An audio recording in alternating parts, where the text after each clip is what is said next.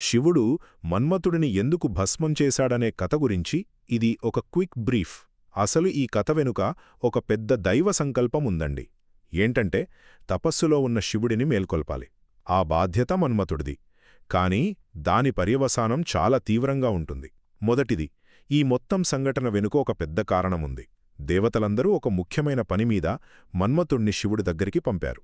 ఎందుకంటే తారకాసురుడనే రాక్షసుణ్ణి చంపాలంటే శివుడికి కుమారుడు పుట్టాలి.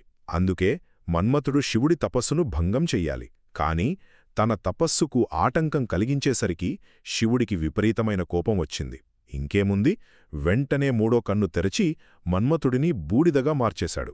రెండవది, ప్రేమకు వచ్చిన కొత్త రూపం. మన్మథుడి భార్య రతీదేవి ప్రార్థనలకు శివుడు కరిగాడు. సరే, మన్మథుడిని బతికించాడు. కాని ఒక కండీషన్ పెట్టాడు.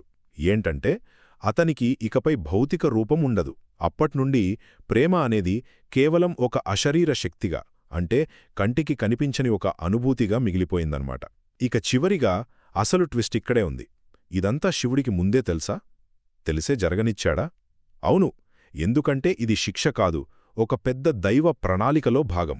ప్రేమను భౌతిక రూపం నుంచి వేరుచేసి దాన్ని ఒక స్వచ్ఛమైన అదృశ్య శక్తిగా మార్చడమే ఆ లీల వెనుక ఉన్న అసలు ఉద్దేశం. సో, ఒక గొప్ప దైవ కార్యం కోసం ప్రేమ తన రూపాన్ని కోల్పోయి ప్రపంచంలో అదృశ్య శక్తిగా స్థిరపడింది.